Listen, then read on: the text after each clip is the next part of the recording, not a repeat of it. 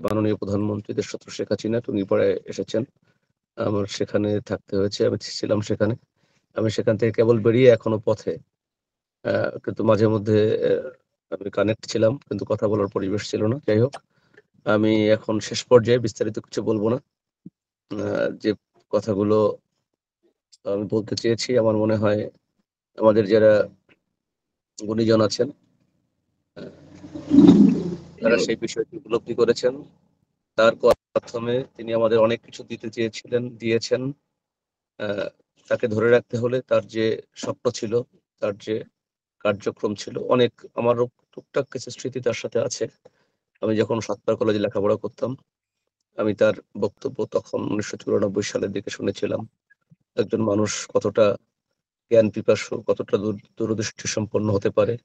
বিশেষ করে আমাদের আ অবহেলিত মানুষের মুক্তির জন্য সবচেয়ে বেশি সংগ্রাম যারা করেছেন আমাদের এই সম্প্রদায়ের মধ্যে শ্রদ্ধেয় স্বর্গীয় বীরেন্দ্রনাথ বিশ্বাস মহোদয় ছিলেন তার একজন আদর্শ এবং বীরেনবাবু দ্বারা তিনি অনুপ্রাণিত হয়েছিলেন।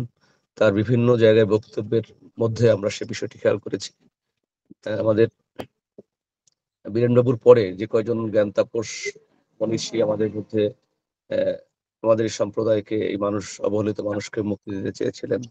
তাদের জন্য কাজ করতে চেয়েছিলেন, বা কাজ করেছেন। তার মধ্যে অন্যতম হচ্ছেন আমাদের সর্বজন শ্রদ্ধেয় কার্তিকচন্দ্র ঠাকুর। আমি ব্যক্তিগতভাবে গোপালগঞ্জে কয়েকটি প্রোগ্রামে তার সাথে আমার দেখা হয়েছে। আমি ছোটখাটো করে আমি তার কাছে অনেক কিছু জানতে চেয়েছি। তার সেই স্মৃতিগুলো এই মুহূর্তে আর আমি স্মরণ করে সময় নষ্ট করতে চাই না। কারণ একেবারে শেষ পর্যায়ে মিটিং। অ্যা উনি অনেক কিছু উনার রাজনৈতিক দর্শন নিয়ে আমাদের মধ্যে অনেক প্রশ্ন ছিল, অনেক কথা ছিল। আমিও ক্ষুদ্র পরিসরে হলেও আমি হাঁটা চলার পথে আমি জিজ্ঞেস করেছি, "আপনি এই বিভিন্ন ধরনের" উনার একটাই কথা ছিল যে, "এই মানুষগুলোকে মুক্তি দেওয়ার জন্যে এমন কোন পথ নাই যে পথে আমি হাঁটি নাই।" এই যে কথাগুলো, কারণ আমাদের আমরা আ জানি যে উনি বিভিন্ন সময়ে বিভিন্ন রাজনৈতিক দলের সাথে সম্পৃক্ত হয়েছিলেন। তার কারণ একটাই সে এই মানুষগুলোকে মুক্তি দিতে চেয়েছিলেন। এই মানুষগুলোর ভাগ্যের উন্নয়ন করতে চেয়েছিলেন। একটা কথা আমার মনে পড়ে উনি একসময় বলতেন আমাকে একদিন বলেছিলেন যে, "বিজন আমি একসময় সিটের মাঝখানে বসে থাকতাম। মাঝের মধ্যে। এরপরে ঠেলতে আমাকে দরজার থেকে ছাদে। কোথাও আমাদের জায়গা নেই। এই জায়গাটা তৈরি করার জন্য তিনি মূলত সংগ্রাম করেছিলেন। উনি যদি ব্যক্তিগত আরাম-আয়েশের কথা চিন্তা করতেন, উনি যদি ৮-৫ জন মানুষের মতো শুধু নিজের চিন্তা করতেন, তাহলে উনি অনেক স্বাচ্ছন্দ্যে থাকতে পারতেন।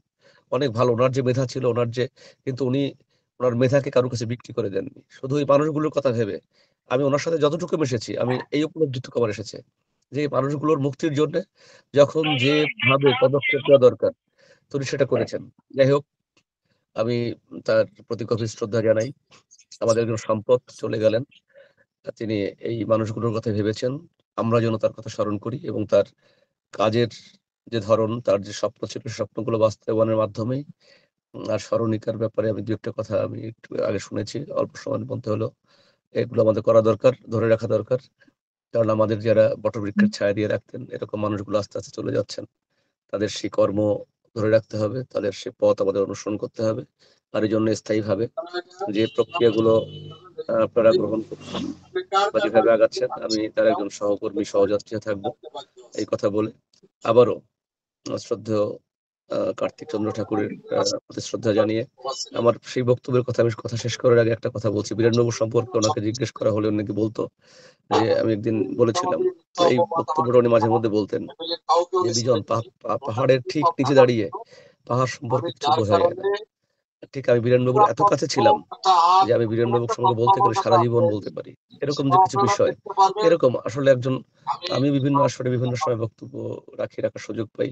উনি আমার একটা প্রেরণা।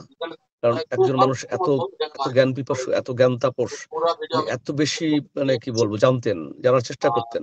আপনারা দেখেছেন আমার মনে হয় মৃত্যুর আগের দিন পর্যন্ত উনার হাতে বই থাকত। এটা আসলে মানে কি বলবো? আসলে সবকিছু মিলিয়ে আমরা আমাদের একজন অভিভাবককে হারিয়েছি, আমাদের একজন সত্তাকে হারিয়েছি, আমাদের একজন পথিকৃৎকে হারিয়েছি। আমি পরম দয়াল ভগবান শ্রী হরিচাঁদ ঠাকুরের কাছে প্রার্থনা করি। ঠাকুর যেন তার চরণে তাকে স্থান দেন। তার পরিবার যেন তার সেই শোক সইতে পারেন এবং তার কর্ম আমাদের মধ্যে টিকিয়ে রাখার জন্য আমাদের যা করণীয়, বিশেষ করে স্মরণিকা এবং মাঝে মধ্যে তাকে স্মরণ করার জন্য যে প্রক্রিয়াগুলো দরকার, আমরা সবাই মিলে সেটি করব। এই কথা বলে সবাইকে ধন্যবাদ জানিয়ে আমি আমার কথা এখানে শেষ করছি। ধন্যবাদ সবাইকে। হ্যাঁ, ধন্যবাদ অ্যাডভোকেট বিজন বিশ্বাস আপনাকে। আমরা আবারও আমি ভারত, বাংলাদেশ এবং আমেরিকা থেকে যারা যুক্ত হয়েছিলেন